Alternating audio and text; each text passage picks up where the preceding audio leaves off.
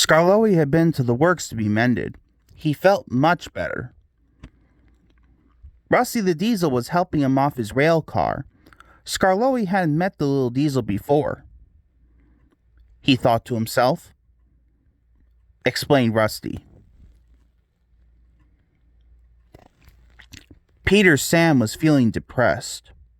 He was still getting over his accident, but he wanted to start work again. Sir Topham Hatt wouldn't let him. He said. The surprise was Skarloey, said Peter Sam. They lit Skarloey's fire and he sizzled happily.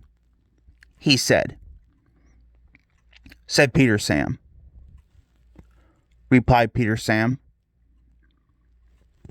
Replied Peter Sam. Said Skarloey gravely.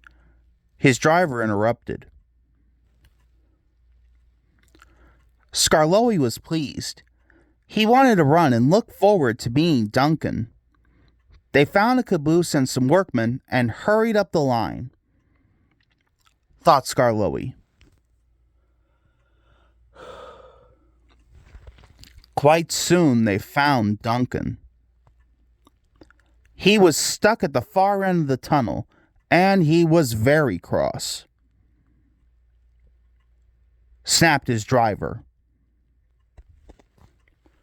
It took a long time to clear away the rocks and set Duncan free again. At last, Skarloey was able to push Duncan and his coaches safely through.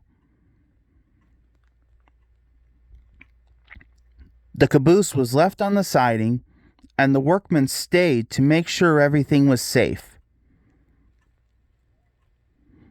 Duncan grumbled all the way home, but Skarloey paid no attention. Later, Sir Topham Hatt spoke severely to Duncan. Then Sir Topham Hatt gave his full attention to Duncan's funnel.